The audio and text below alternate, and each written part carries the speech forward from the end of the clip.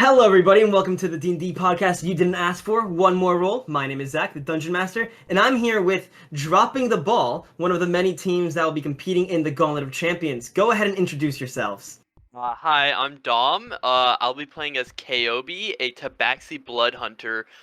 He was born an orphan, was kidnapped by pirates, and kept as a slave. I want to know about you. Oh, you want to know as me? About you, yeah. First time you ever heard that. No one ever wants to know about me. Yeah, who are you? Tell me about yourself, Dom.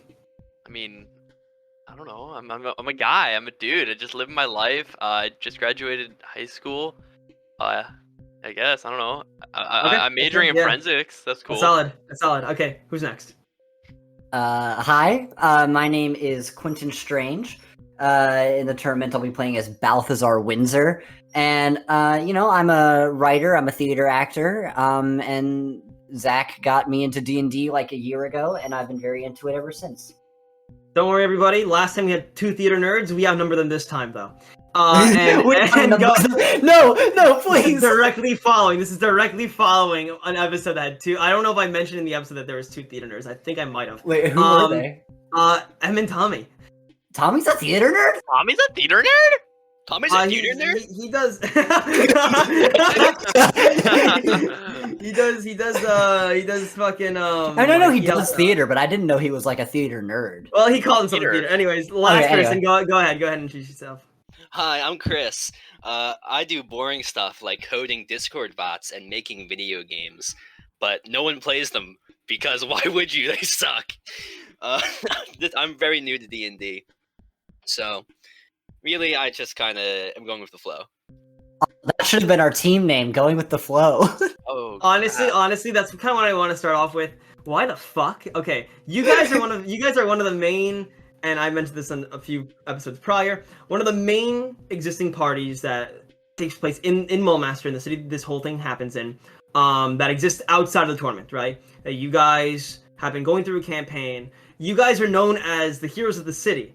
Yeah. And despite that, you guys name yourselves Dropping the Ball. False sense of security for everybody else. They hear our team name, they're like, we can beat those guys. Is that the logic you guys honestly, I think I want the out of character and in character logic for this. Well, out of character, I think it was because you sort of like, what's your team name? And I think I think Chris was like out of like doing something else at the moment, so like he didn't answer at all. So we were like, come on, Chris, you're dropping the ball. And then we were like, that's funny. We should make that our name. So I was actually so like out of contact that I actually didn't know that was the reason for the name until right now. I didn't either. What about the in-character reason? Like, which of your characters decided to be like, yeah, let's go with dropping the ball? It sounds like a Kaobi thing. I feel like it feels like Kaobi was just kind of said it one time, like pointing out the other groups that are made, and our group's kind of like the most unlikely group. Mm-hmm. And so it kind of is like, it's a name that is purposely meant to be like, yeah, we're not as great as the others. Oh, wait, hold on. I just looked back at the chat. Zach said, Aiden and Meg have officially named their team, and I said, fuck, guys, we're dropping the ball. Let's discuss your guys' characters. Not in detail yet, but like what their deal is. Dom, let's start with you. You kind of already introduced Kaobi a tiny bit. Just run it by me. Run by like the race, class, subclass, a bit of personality, a bit of backstory if you want to. Go right ahead. What does the audience need to know going into this series about Kaobi? So Kaobi is a Tabaxi blood hunter who is a part of the subclass Order of the Profane Soul. His patron is Gilgamesh, not Gilgamesh, Gilgame. My bad. Basically just D&D Gilgamesh. And he pretty much keeps Kaobi constantly wanting to better himself for the fact of Gilgame's name. So Kaobi is like Gilgame's one follower, and is what represents Gilgame. So Gilgame forces Kaobi to constantly be pushing himself to be better than others. And your character was kind of a sailor for a while, right? Yes. Yeah. He was a pirate. He was a pirate, sort of, and then what happened to your entire crew? They were killed off, and he was even killed. But the patron of the Undying, Gilgame, kept him alive to pretty much do Gilgame's bidding. And then in turn, Kaobi returned with his rest of his life pretty much just being a bounty hunter and work for hire. Now you have a fun little role play element with the other party members in the sense where you joined them because they'd be great that if you can beat them one day in 1v1s, you would be considered powerful and strong. So you were you kind of joined the party not out of like any good intent. You're just like, yeah, I want to beat all of you. Yeah. KOB joined realistically just because he knew that the other members were strong, and his goal was to become stronger. And I mean, you become stronger by being around strong people. This is true. All right, now let's talk about the iconic duo of the main campaign. But we'll start off before we actually get into how these two characters know each other. Let's just start off with Q. Tell me about Balthazar. Yeah, alright, so my character is Balthazar Windsor. I'll have to remember how he talks because I haven't roleplayed him in a while. It was like Australian like that. Yeah. It was like that, yeah, ish. Anyway, he was a humble fisherman in the town of Elmwood for many, many years. He had a wife and a child. And then one day, the Cult of Eternal Flame, when trying to bring the flame orb to Molemaster, accidentally dropped it in his city of Elmwood and ended up incinerating the entire place and murdering every single person in his town. And Balthazar was able to survive that tragedy, but he did lose his wife and child in the process. And ever since then, he's been training with any weapon he can find. He's trying to increase his dexterity and stamina. He's trying to get stronger simply because he wants to get revenge on the people who murdered his family. Because his last day with his family was not a very good one, and he feels like he needs to do this to prove to them in the afterlife how much he loved them, And so, he's just been training, not doing a lot of fishing, but he still has that up in the old noggin. But yeah, he's a broken man. Yeah, there's gonna be a lot of, I know in the actual campaign, I'm planning a lot of potential, very deep emotional elements to bring to Balthazar and see you take that to bring that to life. But in the actual tournament itself, we'll just, unless anyone somehow finds out that information, I doubt it's gonna come up. Right. He's a level 7 Blade Master Rogue, and then I also took a level in Gunslinger, so he has a gun. So let me tell the audience about that real quick, because sure. Blade Master Rogue is a homebrew on D&D Beyond, which allows him to focus on just getting good with daggers, which is pretty cool because daggers are really underutilized in actual D&D. They're just not as good as an option, but I like how the subclass really leans into that. As for the Gunslinger, it's not Fighter Gunslinger subclass, it's the Gunslinger class from the Vodari series, which is a fantastic book that has a lot of good ocean and pirate themed elements that honestly is probably one of my favorite books I own, just because it adds so much potential flavoring. And it's really cool to see the whole Gunslinger finally being used by a player, which we'll talk about the actual mechanics on that. We'll talk about the mechanics on that briefly. Let's talk about Chris, your beautiful baby boy. Tell us about him. Well, Matthew Barton was inspired by the work of Patrick Warburton, who voices Kronk in his New Groove. Is that true? It is true. That is really funny. You are the second character in this campaign to be inspired by Kronk. Well, what else can I do with a barbarian? So that's he's also the other barbarian. That's really funny. That's really funny. Oh my god, I love that. So a mix in Kronk and the really alpha male deer from over the what was it, Open Season. Open Season, yeah. You know what I think of when I think of Matthew a lot? What? I think of that one guy. Have you seen The Princess Bride? How much do I have? Yeah, you know that giant? Yeah, I think of him a lot when I think of Matthew. Andre the Fezzik is his name. Fake fan of The Princess Bride. It's been a fucking while. So yeah, tell me about his race, his subclass, anything that you think the audience should know about him, and his backstory, which is one of my favorite ones ever. And then we'll talk about you meeting Balthazar and all that stuff. Yeah, so I've been interested in D&D for a long time, but I've never really had a chance to play it due to having few other people interested, and not enough to form a full party. So, this is kind of my first time playing D&D, and while I don't think I've ever actually mentioned this, I am like obsessed with like fantasy like mages and like warlocks and like all Really? magic stuff. I always like hated melee characters. Like I've never played melee in Terraria. That's I- really I- fucking funny.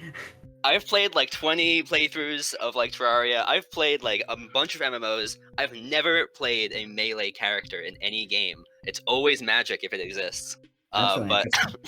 I was being realistic and saying how I know nothing about the world of D&D. That like mages are usually well learned.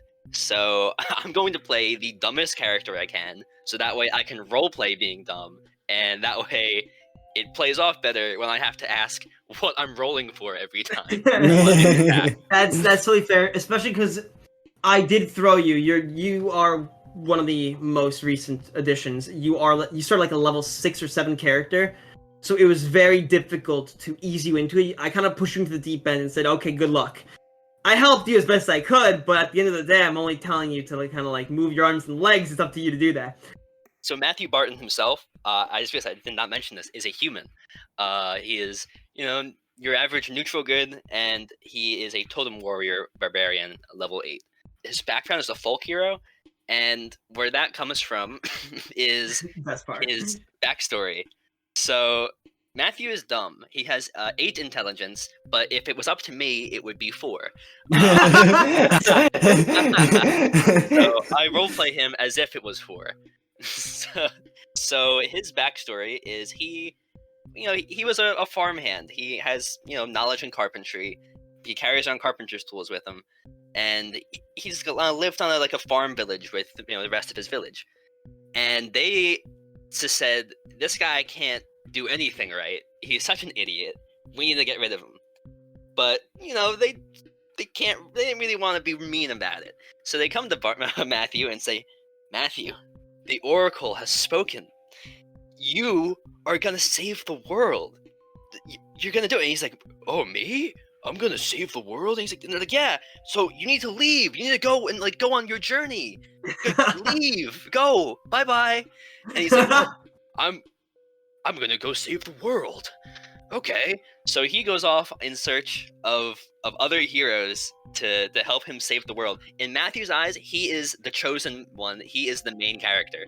Oh, I love Matthew so much. That's such a funny backstory. He's great. And it's He has really no rare. idea. It's really rare, and I will say this, full compliments to you, Chris. It's rare for people's first characters to be considered good.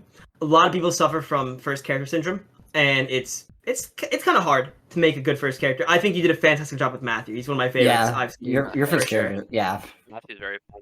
Now, Matthew and Balthazar, as I mentioned prior, are a bit of a duo. yeah. If you guys would like to explain that right now, I think this is very important because, to be fair, Yeah. I did this intentionally because I knew I needed to make sure that Chris would have a way to ease himself into it. So I gave him someone who has a bit more experience as a kind of a partner concept, so that they made their characters tied together. So that way, Oh, I'm the person with more experience. out of you two, yeah, out of you two for sure. I guess, yeah, I will have very little D&D experience. I was like, oh, yeah, Q's good at roleplay, and I need to make sure that Chris doesn't feel left out of roleplay. So Yeah. I basically put them together in a group chat, and I said, okay, find a way to connect your characters, and this is what they came up with. Yeah. So what we came up with, oh wait, what was did we ever go over how the first time they met? Because I just remember. I don't think I remember it's just like, oh, they ran into each other one day. I think Balthazar saw Matthew training and punching trees and shit, and he was like, I could use him for my revenge plot. And Matthew went and saw Balthazar and was like, I could use him to help save the world. Yeah, pretty much. In Matthew's eyes, this is a side quest. He's got the little HUD bar on his top left, side quest. This is what is the name of it? An escort mission? Oh my God. Yeah. And it's just going on a little longer than expected. Like all these cultists that Matthew has no idea who they are, but because Balthazar is here, and in Matthew's eyes, because Balthazar is so much smarter than Matthew, he just listens to whatever Balthazar says. Balthazar has a calls him 17 in intelligence, by the way. boss. Yeah, so be Matthew just calls him boss, I don't and know. people would say Matthew, or if anyone said Matthew, I need you to guard this boat while we're gone. He was like, I don't know about that. Balthazar says, hey, Matt, I need you to keep an eye on that. He's like, yes, sir, boss. Yeah, whatever you say.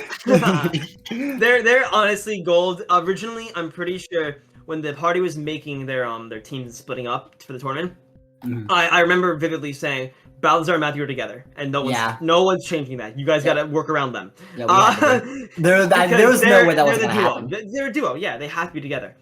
I don't know if it were up to Balthazar, he might not be on a team with Matthew, but I feel like he's just like, whatever. I think Matthew would be like, oh, there's a team tournament. Okay, boss, let's go. Like expecting you guys to automatically kind of be together. And Balthazar's like, oh, I guess fine. One of my favorite. Go on first. One of my favorite Balthazar Matthew duo moments is when Balthazar we were in a fight and Balthazar was getting hurt like really bad.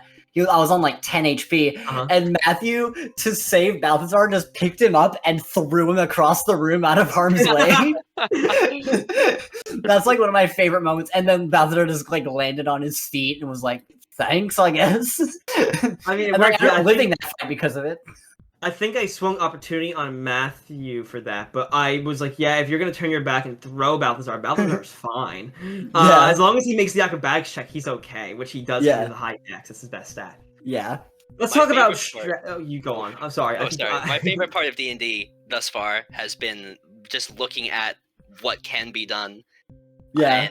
And then saying, that's fun. In that same fight, immediately after throwing Balthazar, we had the main villain who was stunlocked for ages. Oh my god. That's the fight where I just walked away. I literally did not need... I didn't land a hit a single time. I used spells eventually. I straight up, guys, I quadrupled the boss's health. I gave them multiple actions because Mai disarmed her, right? She's got a 15 in strength. So she can't get those sword back that Mai's been using now. And then Matthew, to make it worse, right, decides to grapple her. So now she needs an action to ungrapple and another action to take the sword back, and it just wasn't working. And then Balthazar, I kept running in, getting sneak attack, and then just booking it out. Because I don't provoke opportunity. I did everything I could to make this like a really epic fight, because the people who are in my original party would know who she is. Like, she's a character that exists in my first group, but something happens to her where she's now on this path, and that was part of the discovery for a lot of the people. And I know, Q, you're the only one in that current group, but I don't even know if you realize who it is yet. I don't. Exactly, yeah, you don't realize who it is yet, but it's there. That's my favorite D&D moment of all time. Just that fight was so fun. We didn't even need everybody because Kaobi was going and digging in a chest the entire time for gold. I was not involved in the fight. I openly stated that the next time you guys fucking do that, I'm adding other enemies on the field. You'll never get the opportunity again. It was really clever, and I'll reward you that one time where you just get that one epic boss fight gotten rid of, right? But I promise you, if you try that again, it will not work. I swear to you. We'll find a way. We'll find a way. Now, if you do that during the tournament, I can't stop you. you know. Anyways, let's talk about strategy. Matthew just grapples with them, and we just start wailing on him. I'd argue Matthew's big enough to hold two people. We'll see about that. Strategies. Who wants us to talk about their individual? We're gonna save synergy for after, so we're just gonna talk about your individual characters and their strategies. Who would like to talk about their character mechanically first? I think I can probably start because my strategy is completely divorced from my team. That's fair. That's very. You have the simple strategy out of everyone here. So, following in the one brain cell route, my strategy is to approach the enemy and hit them. I can go a little bit more in depth. So, being a barbarian, I have I have rage, and I have a few other things that can kind of help me out. Like I should mention, for your rage, you have the bear totem specifically, so you resist 12 damage types out of the 13, except for being psychic. So that's just really good in general. And I'm just gonna hope that no one has, psychic. I'm sure someone has. There are people who have psychic damage. You have to understand as well that Marlig's worst stat's intelligence, and a lot of intelligence saves are psychic. So people are also preparing for, to deal with Marlig, and as a result might be preparing for you accidentally. So go on, reckless attack. So yeah, I have rage, reckless attack, and then just kind of some things that don't seem to have any sort of combat advantage yet. But, you know, one would say grappling isn't that helpful. But, you know, we'll find out. So there's other things that I'm looking at. Using a great axe, soon to be a +1 great axe, and a pitchfork. I have a lot of throwing items with javelins, so what I'm most likely just going to do is I'm just going to get up close and stay as close as I can. But in the event that there is some sort of distance, I've got 4 javelins and a pitchfork to throw. So Yeah, and I also noticed, one, you have the tough feat for starters. oh yeah, So you just have more HP than in general, which is really nice. But you do have Great Weapon Mastery and Savage Attacker, and I want to discuss those real quick because I think those are kind of your ace in the holes, so to speak. With let's discuss with Savage Attacker in general first. Once per turn, and normally you have 2 swings per turn, you can re-roll the damage dice and use either total, which is just really good in general because on a d12 you might roll a 1, and if you roll a 1, you just be like, you know what, fuck it, I'm gonna re-roll this. So that's great. But Great Weapon Master is kind of the fucking. It's just good. It's just good. it is. For starters, the ability that you don't use too often, if you score a crit to reduce a creature to 0 hit points, you get a bonus action to swing your axe again. Crazy. Which is just Yeah. which is just really good. That gives you 3 swings. But obviously, when you have a +1 great axe, you will have a +8 to hit, I'm pretty sure. When you use Reckless Attack, you have advantage on a +8 to hit. And if you use Great Weapon Master, you can make that a +3 with advantage. And that would allow you to get an extra 10 damage in, which is just really nice, really consistent. Because that gives you a guaranteed, if I'm correct, that'd give you a guarantee like +17 damage if you use that ability in Rage. On top of your D12. I, for one, am a strong believer in Reckless Attack. So despite giving the enemy an advantage, the advantage on the attack roll is just so strong that you really can't pass it up. I gotta step in there. The only reason it's so valuable for you is because you just don't take damage, so advantage doesn't bother you. It also Exactly. helps that he has the HP where even if he did take damage, it would still take a while to actually. What's Matthew's HP? It's 89. Oh That's fuck. crazy. He's KOB's one of the HP higher is... ones, yeah. Oh, KOB's got 68. Oh, I have 65, so I'm the little weak boy of the group. Well, you are a rogue, so you are. I am a rogue, that's true. I actually remember the first description I ever gave of what Matthew Barton looks like was a 6'3" shit brick house. The first thing you said when introducing him was, "A shit brick house stands before you." I remember because he had his camera on, right, and he was Yeah. squaring up. Yeah, And it he was got great. all up in the camera. Yeah. That was really funny. No, But yeah, Matthew is very much, obviously, with a 40-foot speed, kind of one of the biggest frontliners of your party. Which goes very well with Balthazar being a rogue and not being able to take quite the same damage, but being able to dish it out. Yeah, and I think this is a good opportunity to potentially talk about Balthazar's kit next, because Yeah. as a duo, it makes sense to speak about Balthazar now. So, Balthazar, tell me Mhm. about your just kit. What do you have going for you to make Balthazar so special? And I'd ask you to start with the rogue stuff first, and then Yeah. the gunslinger. As a rogue, I think, Balthazar's entire kit is just, you are never going to hit me, and if you do, it's not going to hurt. Because first of all, he's mobile, so he's basically immune to opportunity attacks if he hits you. So if I hit him and then I just book it the fuck out of there, they can't hit me. I have Flick of the Wrist, so I can throw a dagger from far away. I have Uncanny Dodge, so if I can see the attacker, I can half the damage as a reaction. I'm basically immune to damage when anything is used with a dexterity saving throw, because I fucking pass this every time. Yeah, with the Ring of Protection too, your sheet is a bit outdated for that, but I think Yeah. you might have fixed it. With the Ring of Protection, you have a +9 to your dex saves now. Yeah, and that's fucking crazy. Yeah, and also, I have, sneak attack, which is fucking insane. So I can run in, do sneak attack, get out of there, not take any damage. So I think that his thing is just being very, very nimble, and just he's very squishy, but it doesn't matter because you're never gonna hit him hard. You're essentially you play a striker in a similar way where Matthew plays a striker, but Uh-huh. Matthew is also a tank at the exact same time. So it's a nice build, and you both actually happen to have 40 feet speed because you have mobile, Yes. which is just really nice for your kit because mobile allows you to take those beautiful attacks, and even if you miss, you can just move away. You don't really have to worry about getting opportunity attacks unless someone has, I think, Sentinel would counter that. I'm pretty sure. Does Sentinel take priority over mobile? I don't know what Sentinel is. Even if you disengage, you provoke opportunity. Oh, that sucks. I'm gonna double check this real quick. Anyway, and then also I just got a gun. Yeah, talk about Gunslinger now. You just got a gun. So Balthazar, well, he didn't get a gun. Balthazar built a gun based on his memory of what a gun is. And it's named Memento Mori, which I think is a very cool name. And anyway, I'll actually talk about what it can do. First of all, I took the archery fighting style, so I get +2 to attack rolls with my gun, which means that I add +10 to any roll that I make with the gun.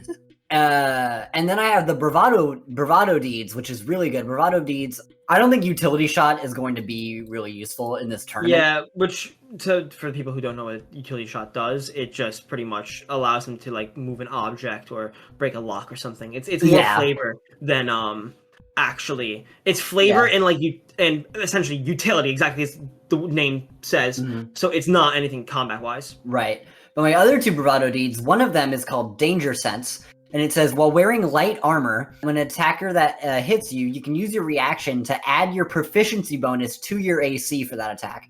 So if I don't want to get hit by something, I can change my AC from 18 to 21. Higher than Marlig's. It is 21? Yeah.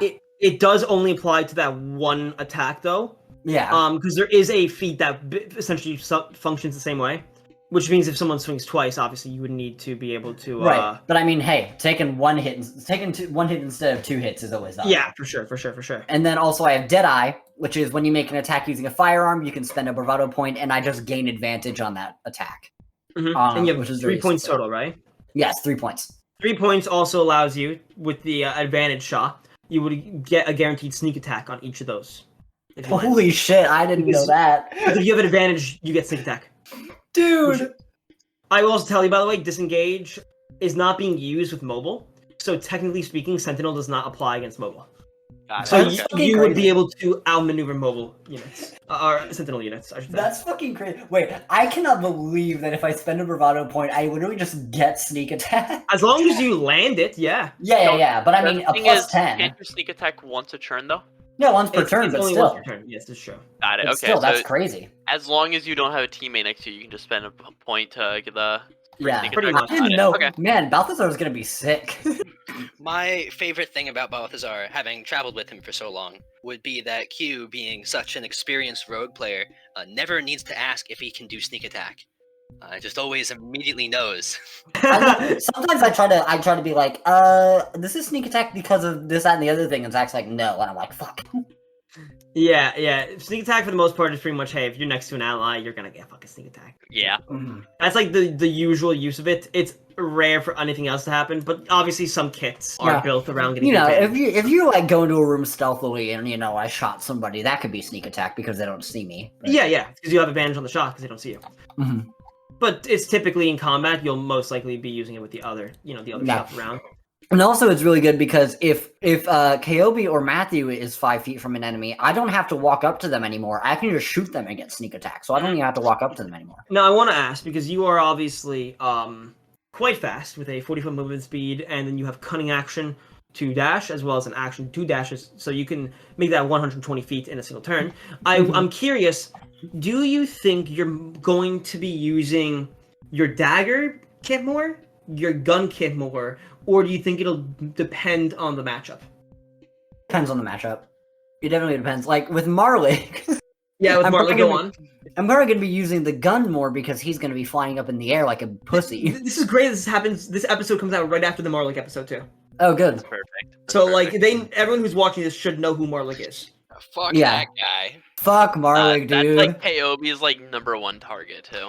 I've got Yeah, 4 well, javelins just for him. I fought him once before. That was our first fight. Me and Balthazar versus Marlig and some other guy. Marlik by himself is a fucking raid boss, dude. He's so The raid difficult. boss. He is. Didn't we have to call that fight and just like call it a draw because we could not hit Marley up in the sky? No, you guys eventually won, but I told him don't fucking heal anyone anymore. It's just stalling. It's just stalling, bro. Like you healed them and they all went down frame 1 next Yeah, turn. honestly, I think my biggest strategy, just as a person, I don't know if it will be Balthazar's strategy. My strategy is just if there's a healer on the team, immediately rush the healer, especially because we don't have one. I think that would be. That's exactly what KOB's strategy is coming into this. I'll be talking about the lack of healer in a bit. I would like to move on to KOB's kit now, Sure. if that's all right with you, Dom. Sorry, I talked too much. So KOB's got a weird hybrid kit where he's good at everything, but like not amazing at anything. Because he's Order of Profane Soul, which is pretty much Warlock as a Blood Hunter. So I've got some basic Warlock spells. I've got cantrips. But also I wear plate armor and use a halberd, and with feline agility, I am able just to get to that back line. And then, for example, like we were talking about with the healers, I have the spell invisibility, and my plan really here is to genuinely just go invisible, feline agility, the 120 feet, and then contest sleight of hand check to just take their focus. Yeah, that's viable. Now, if I may ask, right? Yeah. Obviously, some people will have potential chance where their focus might be a part of them somehow, which then you would not be able to take that, which you might not even realize when you get there. Got it. So I'm curious, just really quickly. Feline agility, is that a bonus action? What is it? Is it just an ability you can use? It's a free action okay. that doubles my movement speed for the turn. Yeah, but he can only use it again when he moves 0 feet on a turn. Yeah, when I move 0 feet. So normally your speed is 30. When you double your speed, it doubles your base speed to my knowledge, so we go to 60. And then if you used action to dash as well, I think it's 90. I think that's it'd be 120. It doubles my speed. I think it doubles your base speed though. Does it? I'm pretty sure it does. You can double your speed until the end of the turn. But I'm pretty sure when it means double your speed, it doubles your initial speed. I'm gonna double check. Hang on. I see fucking Jeremy Crawford. Who's Jeremy Crawford? He has a lot of answers. A lot of answers. A technicality, you're potentially quadrupling your movement, not your speed. Are speed and movement different? Yeah, because if he was double... Okay. When you dash, right, your movement is double the amount of your speed. So, technically speaking, dash doesn't multiply your speed. It multiplies your movement. It just adds your speed again. It adds to your movement. So the exact wording, what's the exact wording on it again? It doubles your speed. It doubles your movement. Yeah, it doubles my movement. In that case, if it doubles your movement. Oh no, it doubles my speed. Okay, all right. So it would be 90. I'm pretty sure. I just want to verify. I'm checking another source real quick because he's saying it's quadrupling. It's saying apparently people are saying that Jeremy Crawford's word is law on this. So it would be quadrupling, essentially. Okay, so 120. So you'd be able to move 120, yes. Okay, perfect. But that takes your action. You don't have a bonus action left over. But then I'd still remain invisible. You would. But isn't invisibility an action as well to cast? So it would take you 2 turns to do that full thing then. Yeah. Which is fine, but that is just something I want to clear up real quickly. Yeah, I mean it's not like the go-to strategy. Like my character, like I said, it's like a hybrid, so I could just be a burst down or just tank. I can't actually tank too well, but I did just get my AC buff with the plate armor. So that was one of the big things for you. Your AC was kind of my AC was bad, but that plate armor buff makes it where I have actual capability to stand in a fight longer. What's your AC now? My AC now is 18. Hey, so is mine. He has a 2-handed weapon. Yeah, and I have a halberd, which has reach, so I'm able to stand behind Matthew and hit people over him. As long as you hold them and give me that advantage, we should be fine. I think I also ruled that if you try taking the focus, your invisibility will drop as well. I mean, it's using an action that reveals myself. Because the exact wording is that you have to use an attack or cast a spell, but if you're doing a hostile action, I think that's fine. I think that should be ruled as, hey, if you're going to pull away their focus, they're going to see you. Could we argue I have to do a con save to keep the spell up? I'm going to point out this way. Imagine the implications you're about to give if I say yes to that to every other team. That's fair. Because I promise you're not the only team with invisibility. Got it. Yeah, that makes sense. So I'm going to, for the sake of simplicity and a bit of balancing, I'm not going to make invisibility that OP. Yeah. On your spell list, by the way, I think the obviously, there's 3 other spells that come to mind. You have Shatter, which is just a Yeah. a standard Big AoE, attack. you know? Yeah. Wait, I just realized if he's a blood hunter, how does he cast spells? My weapon. Oh, okay. Yeah, I think he has something with his weapon specifically. Yeah, as long as I'm holding my weapon and cast spells with it. Okay. You have, Shatter's a great AoE option, Howler's Rebuke, a reaction. I don't think you have any other reactions on your kit. That is correct. So Yeah, I don't. it's pretty solid, pretty standard. And then the Eldritch Blast that I can cast twice. I'm looking. It's on your character sheet. It says 2nd level. Do you not have 1st level spells? I'm honestly not too sure. I think I haven't Oh played fuck! Warlock. You're a warlock. That's why. Yeah, No, I it haven't automatically played casts Warlock. it casts the Yeah. highest level. My bad. And then of course your main spell option, if you were to go as a ranged unit, is your cantrip Eldritch Blast, which is Yeah, and then if not, I can use my Halberd, yeah. which does about the same damage. Actually, does a little bit more, but trading the fact that I have to be closer. So you, in the actual party, we've seen you both as a frontliner and as a backliner before, because you're able to cast spells and you're able to get real close to enemies' backlines real fast. So what I'm wondering is, going into this, do you have a preference on what you're going to be using with your team here? Honestly, the idea of playing as a spellcaster in the back or really stealthy going for the focuses is it's a newer idea that KOB hasn't done much of. So I feel like he'll naturally just draw towards being a frontliner with Matthew. But it really matters the matchup, and I feel like he would only apply those desperate needs in a matchup that he feels he's in genuine threat. Okay, let's talk about the synergy as a whole party together then. Obviously, all 3 of you can play a pretty similar striker role. You all fill that gap of, hey, I can be a striker.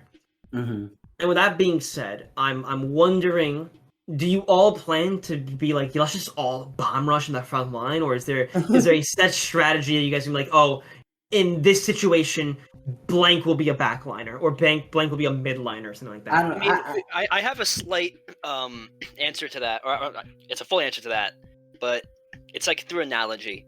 So we've all played Pokemon here. Yeah.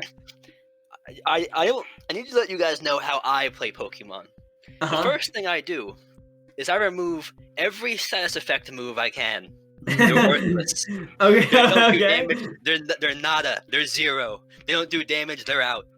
All right. By the time I get to level 80, I've got Torterra with Leaf Storm, all the other grass type moves. It's only damage. It's all damage. We're rushing right in, and we're doing all the damage we can.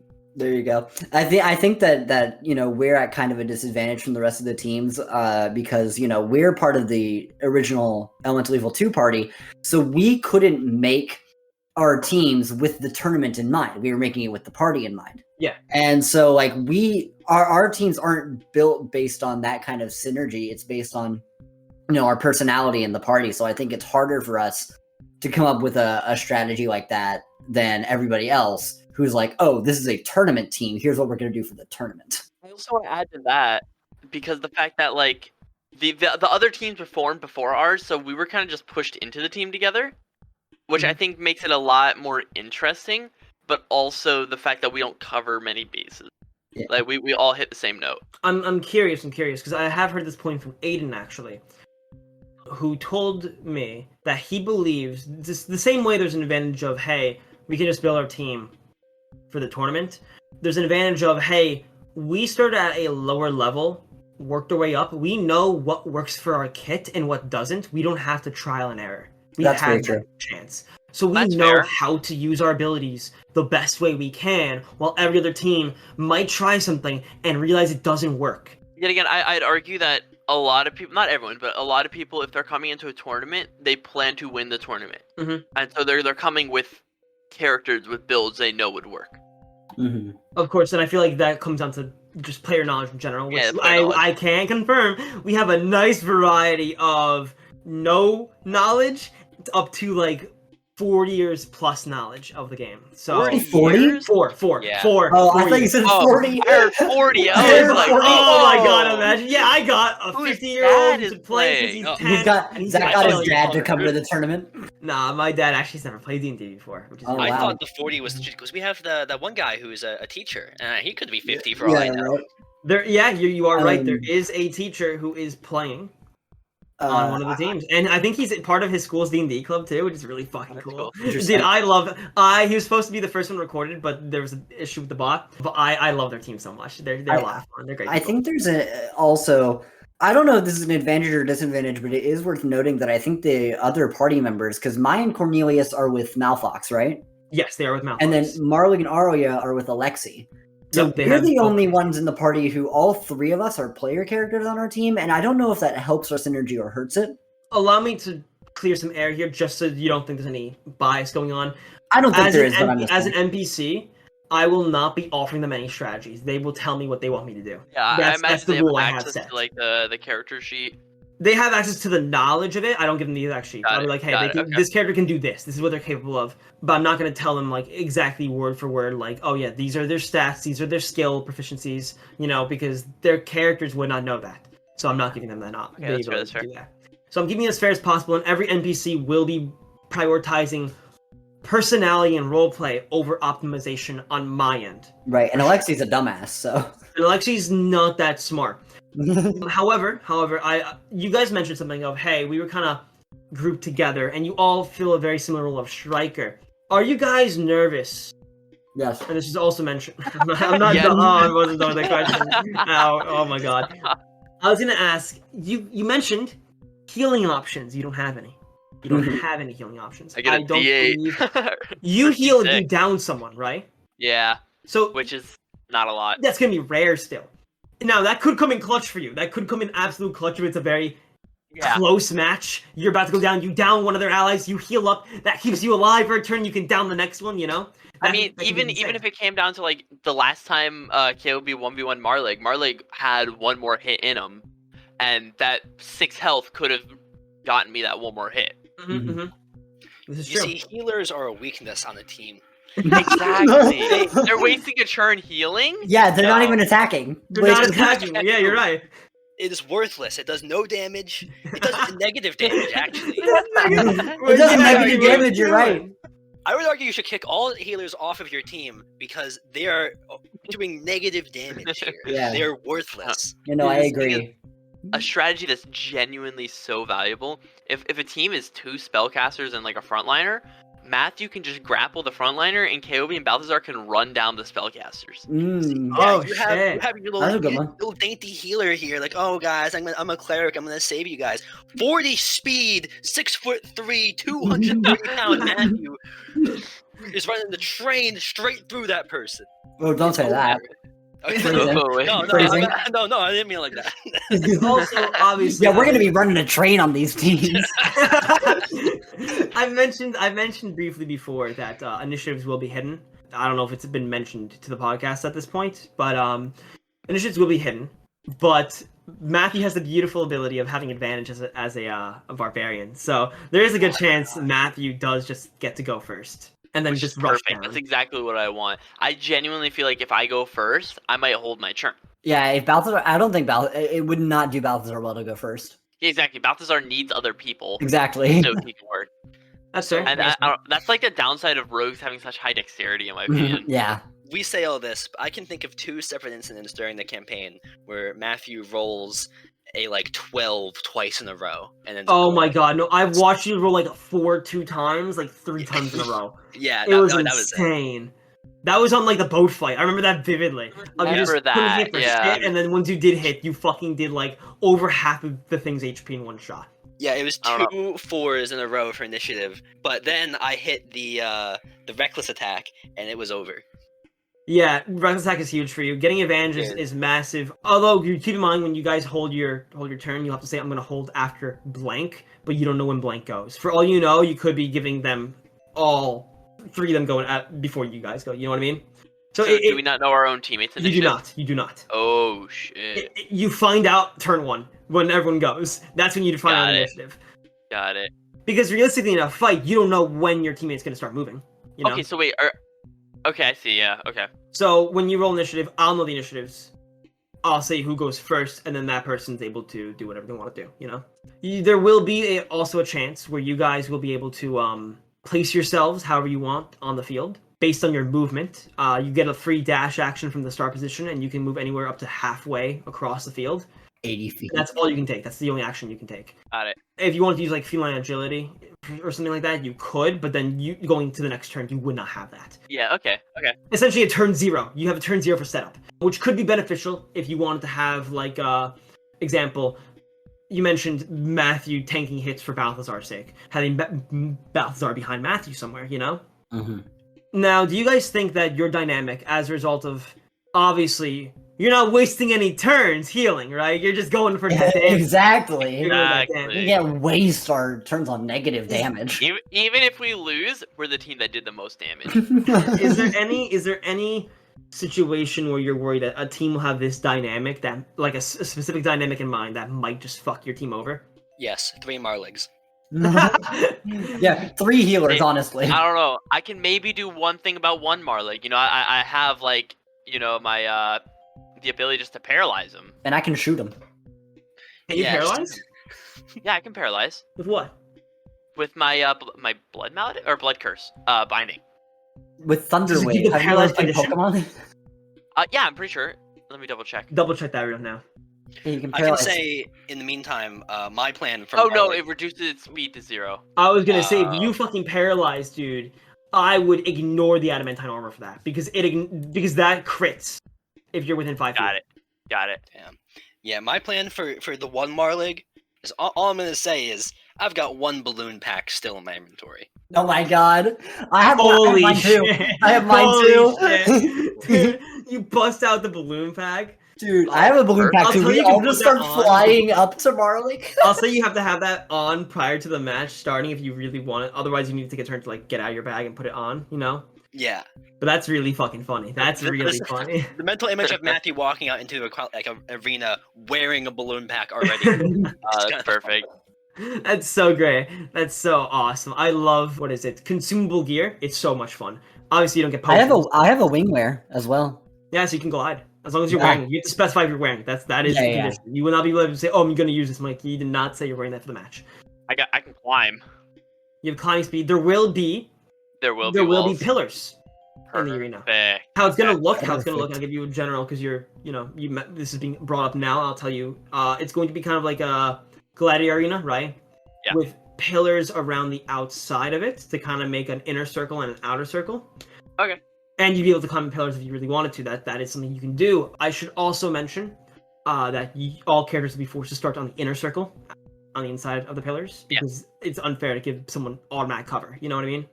But I'm giving the chance for cover because obviously without cover it'd be a bit unfair. Yeah, exactly. to Like builds. just a wizard just getting kind of one-shotted. Exactly. That's kind of what I'm doing there. Is there anything else you guys want to talk about synergy with your team? We all attack.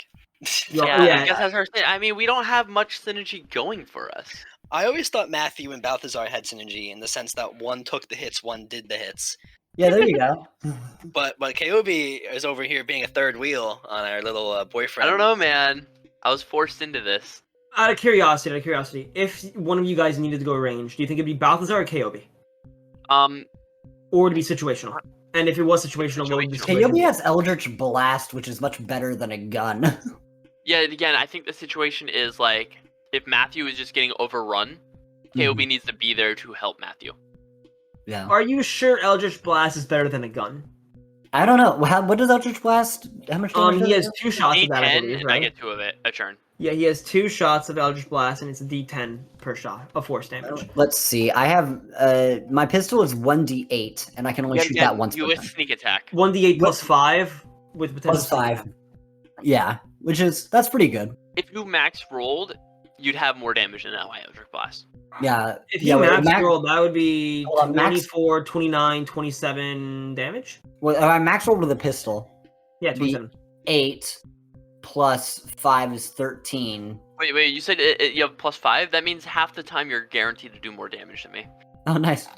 I don't have, because Eldritch Blast doesn't have a... But you shoot twice. plus You for shoot me. twice is the thing. Yeah, I do shoot twice. So you could get up to 20 damage. You could do 24 damage. Yeah. Yeah, if I max roll, it's 8 plus 5 is 13, plus max sneak attack is 24. But of course, we gotta consider this is if you're using like your bravado points, you might get advantage, have a 9.25% chance. I think it's 9.25 to get it. I'm not 20. which then doubles all your damage. What do you And think? nat 20, so 37 without a nat 20 is max, and then 37. No, it's 27. 37. 8 plus 5. Oh, And shit, then you're right. sneak attack is 24. It's 24. And then 37 times 2 is It'd be 74 damage. minus 5, 69.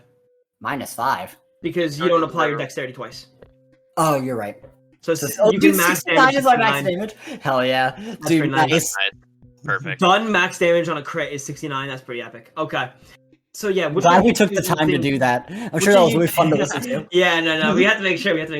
So which of you two think would be leaning towards, if you needed an option for range at any point in time, right? Example, let's say Marley's in the sky or something like that, right? Yeah. Or you guys can't reach a spellcaster that you want to hit with a range attack. Which of you two do you think would default for the range roll? I think it's Balthazar. Yeah, because I Because think my close range he's isn't as less- good. Yeah. I mean, I would say he's not as bulky, but he is with the 18 AC. 21 if I But- use my reaction. I don't know. But I think KOV is just as like the halberd damage output is more than Eldritch Blast. Mhm, So I think relying on the halberd is more valuable. mhm. Okay, that's fair. So you can see it'll be more Matthew KOB front lines and Balthazar kind of midliner. But Yeah, I could also see KOB moving around maybe to the back line of the enemy team. yeah. I think the reason I gave Balthazar a gun is so that I could do close or long range. But I think I would usually stay pretty mid to back unless I really needed to be up there. Okay, I see. With all that being said, I think now is a great opportunity to talk about the other teams on your side of the bracket, which is really Find fun. out. I'm So- excited. I will not be revealing who you're against. However, with this, I will tell you the teams in alphabetical order, excluding yours. And if they're a PC or NPC team, you can either give your thoughts on the team as I say it, or you can give it at the very end. What would you prefer? Let's say good I'd as we say- say it. Okay. In your pool, That team sucks. Oh, I thought you were starting. I'm sorry.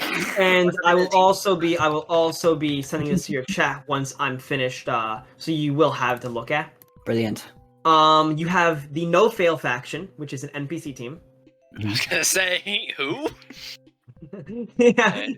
Yeah. Do we get any information on No. them, or is that it? Oh, I mean, I don't know. If they're not failing, that's kind of intimidating. Yeah, no fail. Like Shit. they don't fail. The hell? There's That's not fair. the Blood Drop Brotherhood, an NPC team. The Blood Drop Brotherhood. That's a cult. Yeah, we can kick their ass. Yeah, that sounds like they're like fucking like edgy That sounds like 13-year-olds. just up our alley. Yeah, right. The Contracted, which is a PC team. Right. I remember that. So Warlock. There's something there, Warlock. yeah, Is it contracted or contracted? It's spelled the same way, right? You said Yeah, it's but- okay. It's spelled the one- same but- way that I do not know. Contract and contract are two different words. I do not know. I just know the spelling. They never told me verbally. So on there we got Grimbo, we got Ruffles, and we got Not Nanners on. Yo, DeAndre's on that team? DeAndre is pretty much the team captain in the sense where he formed the team. And it's great because I said to DeAndre, I'm like, DeAndre, I have like 1 day left, right? I'll give you an extension of like 2-3 days. Get a team. Because he basically, his team cucked him, right? He had an original team because no one was doing anything there. So he wasn't going to be able to compete. And I said, okay, get me a team in the next 24 hours and I'll give you like an extra 3 days to make a team. And he did it. Wow. I know, crazy. But yeah, DeAndre's on that team. So because I haven't played with these people before, the only thing I can really comment on is, well, one of them is a volunteer firefighter, so I wouldn't want to fight him in real life. He probably does a lot of will damage say, in real life. From Probably my does a lot of understanding damage. of DeAndre, I know DeAndre. He prefers spellcasters over melee Yeah. fighters. I've only seen him play as Waven. Well, he's played barbarian as well. He just didn't like it as much as playing a spellcaster. Mm. All right.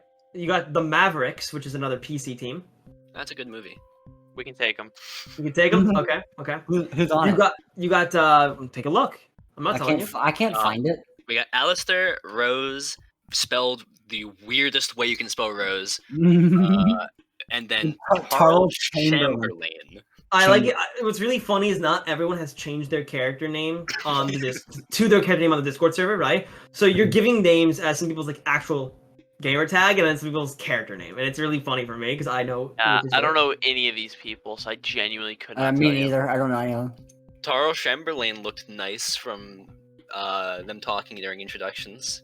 So, Oh, you're going all the way to introductions. Holy shit. Their profile picture, not gonna lie, kind of looks like my dad. If the hair were like brown. Yeah, you discovered it's your dad. It is my dad. Holy shit. Got it. All right. What is your dad like? Okay, my dad. Anyways, we're gonna do this, man. The next team is the Misfits, an NPC team. Oh, bro, we they're can misfits, definitely dude. Misfits. Come Yeah. on, we can I take don't them. have a chance. You have Troublesome Threesome, an NPC team. That's what I call my bedroom. Wow. I like that one. I like that one. That's a fun one. No Mhm. That's a fun name. And then the last one is My joke wasn't very good. Cut that out. Cut that out. the last one is Varen's Vanguard, which is an NPC team. So we're getting all the NPC teams on our side of the bracket. Well, no, no. hey, There's I'll one. take it. It's one NPC against one PC. So there's 4 NPC and 3 PC teams. Hmm. Oh, but because so there are 2 more NPCs than PCs, right? Uh-huh. And as a result, your bracket does have one of the extra ones. I just noticed that right now. You have one of the extra 2. You'll love to see it. And there's 4 brackets, right? There are four different pools. Yes. Got it. So there you go. What? I sent you the list, right? You mean there are 4 different pools? What? What? Yeah. What do you mean there are 4? There's going There's to four. be There's 4 different pools. essentially if you beat all these teams, you'll be in semifinals. So there's going to be 4 Oh. teams in semifinals. Oh, so there are like 4 separate brackets. Yes. So, they're so- all just one. Imagine one bracket, but then you split up into 4. That's all it is. Okay. If you Okay. divided it in half and then divide it in half again, right? That's what I'm giving you the list of, and that's what your bank will also be featuring these characters. By the way, You know what? You know what team I really want to play against? actually, is it on this list or no? No. Okay, do tell. I want to fight against Caden's team, the Reconstructionists. Oh, really? Really? Just because I want to fight Caden. That's fair. That's fair. One, for fucking lying to me.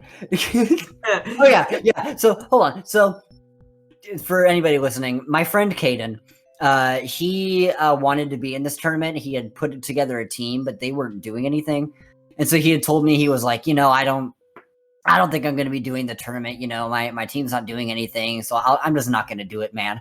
And then that bitch ass joins this server, acts like nothing happened, and fucking lied to me about him not being in the tournament. So I'm gonna kick his ass. Now I will say that Caden's team felt a lot more like a business meeting at one point, because I was talking to the other member, Blake. I'm like, I actually have someone for you, Blake, that might be on a team. And I give Caden a call on his phone at like 12 at night. He picks up, I'm like, Caden, my boy! And I give him the pitch, right? The elevator pitch. And he's like, let's do it.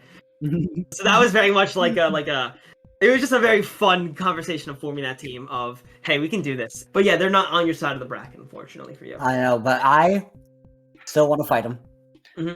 I actually have one team I want to fight too. Is it on this thing? It is not. Okay. I really want to fight the Hurricane for the sole reason is I want to be up against Arya, who M. Oh. Because look, I don't play D&D. I have no idea. She's playing a bard. I'm like, oh, cool. So she has like music, and then before you know it, like statues are coming alive. Like, Yeah, bards are crazy.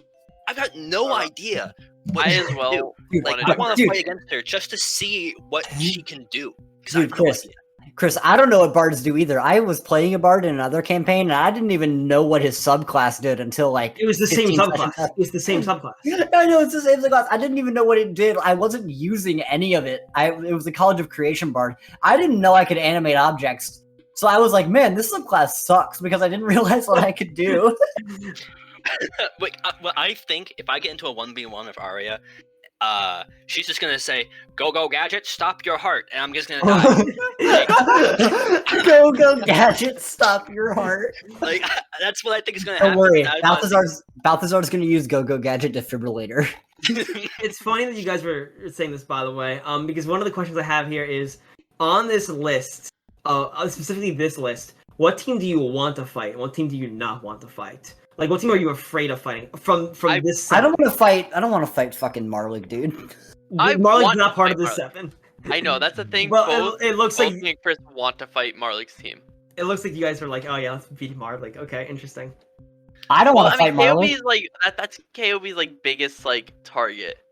It's hard to say from our list who I do and don't want to fight because I I don't know any of any- them. I don't know the NPC teams, and then I also don't know the player teams either. I don't know. Yeah. I guess the one I want to fight, DeAndre's team. Yeah. Okay. Contracted. Okay.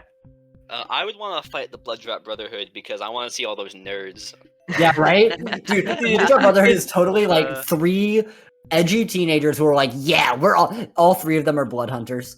They they think that they're so Hey. cool. Wearing black hoods, like I want Yeah. to beat them up. I want to take their lunch money. They do like the I don't West know. Side Story snapping coming into the battlefield.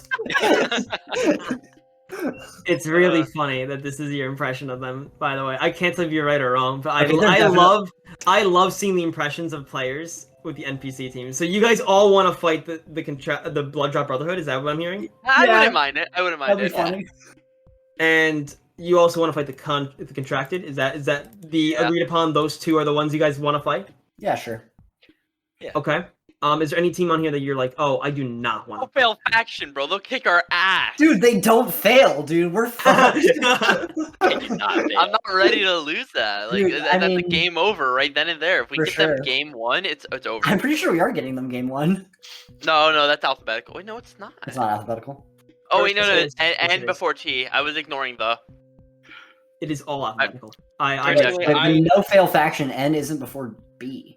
I don't want to find out firsthand. T. Oh, T. the is starting. Oh, Exactly. I was Oh. ignoring it as well. Yeah, why would you put the in the alphabetical order, Zach? because That's they not how it come in works. as the. They signed Yeah, up with but- the in front of their name. Yeah, but the doesn't usually. Okay. Yeah. They can't. They sign up with the. They have the in their team name. Okay, but that yeah, sure, but like if you like have a song list and a song starts with the, like the doesn't come up in the alphabetical order. It does the next word. That's how it works with everything. L plus skill issue plus get fucked. Then I guess. He wins. I'm he- regretting he's doing this definitely part of the interview because I no-fail hate you now, faction.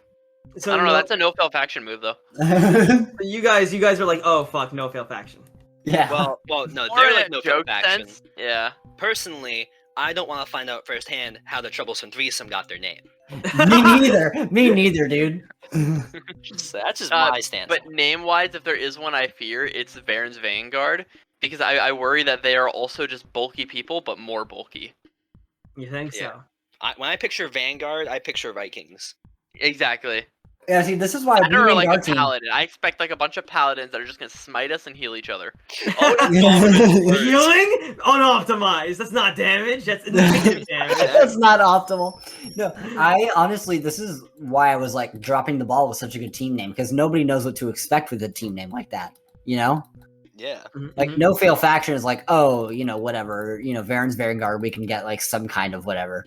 But like dropping the ball, like what kind of team is that? You don't know until you fight them. Yeah. See, we should have been named. And then we make them drop the ball. We should have been named All Attack No Break. Oh my All God. Axe No Breaks. There you go. all axe, no breaks. I like that. It's fun. That's really funny. But yeah, your team's fun. I like this. I like this a lot. Anyways, that kind of brings us. Oh no, there's one more question. I always forget this question. On a scale of 1 to 10, how confident are you guys? Oh, 4. to win the entire thing, or Entire thing. oh, 1. 4. Four. Yeah, I don't think we're winning. I don't think we're I winning. don't. Was I that would love two? to Did you win. say 4? Yeah. Like I feel like we've got a decent team, but like I don't know. They're a team with both Cornelius and Mai in it. That's kind of scary as hell. Mm-hmm. You think so? I feel like in general that is the team I am most afraid of. Well, Really interesting. Okay. given how Matthew is the main character, Mm-hmm. he's going to find a way through. And therefore, Yeah, we have plot armor. yeah, the plot armor is gonna come in here. Maybe we might have like a Pokemon moment where we don't win for the first season, but Yeah, I'm just saying we'll that get there eventually. we're gonna get there eventually. So Zach, question for you though: Yeah, Is there a loser bracket? There's not a loser's bracket. Okay. Fuck, Okay, it's yeah, single elimination. We're fucked. Single elimination. Single elimination. Yeah, there's too many people for a loser bracket. Dude, I'd fucking kill myself if I had to do a whole losers bracket at that point, dude. There's just some rematches I don't want to. Oh, fuck that shit. Anyway, so Dom said 4. Q, what did you say? I said 1. 1. Chris. Like I said, main character. So- 10. Oh, there you go. Look at that. He's the spirit of the team. He's the heart, spirit, and soul. Okay. He definitely is. Both KOB and Balthazar aren't the happiest people. No, yeah, Balthazar and KOB have been through some shit. Matthew just with a bright smile on his face doesn't know Matthew what's fucking is the happening. shit. He can lose and he'd be like, "Did we do a good job?" You know? No. Too dumb to know what a lot of things are. No, exactly. We'd lose game 1, like last place overall. Matthew would be like, "Great job, team. We did great out there." Good job, guys. KOB and Balthazar are like, shut up, shut up, shut up. We're coming to the end now. We're coming to the end of this whole thing. But where could the audience find you guys if they wanted to know, just see your daily life and shit like that? Just who wants to go first? Plug yourself. This is your chance. Yeah. Dom.Norton on Instagram. There you Hell go. yeah. Dom.Norton Instagram. Q. I am deranged.strange on Instagram, deranged strange on YouTube. I do like song covers and like I dub over stuff sometimes. And I'm also Quentin Indeed on Twitter. Go follow me for some banger tweets. From all my internet things, I go under the name of Immy as an IMMI when I'm posting stuff about indie game stuff. And you can find me at I'm not even bother trying to explain how to spell this. Baraya dash interactive .itch.io, and you can play. Okay, just spell it out. Spell it out real quick. Go. Okay. Speed on the spelling. Go. BERIAH dash interactive.itch.io. So then you can .itch as play. in ITCH. Oh yeah, itch.io. Okay. And there you can find the Game Jam games that are done. Most of them are hidden because they are terrible. However, in the next week, you're gonna be seeing another thing there that I'm actually very happy with. This is gonna come out in like March, so they're Fuck. Okay. All right. We're There's gonna gonna be a game. like 2 to 3 months in advance. Don't worry. Okay. There's gonna be a game called Gasteroid. It's a pun. It's a gas station on an asteroid. Go play Nice. it. It's gonna be free. It's gonna be funny. It's gonna be free. It's gonna be out by then. Awesome. Love And to hear you it. can find Zach at Barack Obama on Twitter. Yeah. That's what I thought he was gonna say. That's what I thought he was gonna say when he started off with the link. I was gonna say Barack Obama on Twitter. I'm like, oh man. You can find Zach at 34 Springfield Drive. Oh shit. Whoa, that's his 34 address. Springfield That's not it. You can't do that. Oh man, you guys You can't doxed do me. that. Oh fuck. You can Oh, find man. me living in Zach's walls. I live right next to 123 movie. It's the place where you can watch movies in real life, of course. Yeah. Oh, 123 I love movie. that place. So a It's theater? Yeah, but they don't have theater in the name. It's just 123 movie, singular. One movie. That's the location name. 123 movie. They only play one movie at a time. They play one movie, but sometimes two, and even rarer 3. They only play Mars Needs Moms on loop, and it has one theater. That's good. All right, yeah, that's gonna be it. Thank you guys so much for giving me like a nice over hour of your time to do this little interview. Of course. Yeah, when's my check coming in? yeah, actually, go to Texas, and Barack Obama will be there. That's actually okay. me on Twitter, Barack Obama on Twitter, and he will be giving you your pay. You're in And Texas? if Why he haven't does it, visited you me? want to just like run at him like screaming. Yeah, run Yeah. at him, charge Obama, screaming. It'll go. Where it'll the go hell's great, my it'll go money? great. Oh yeah. Anyways, thank you guys again. I appreciate you all. Good luck in the tournament. I hope you do great. Break a leg, you mean? wish you Oh, luck. theater! Brought it full circle. You're all banned now. Get the fuck out of here. Fuck! Aw.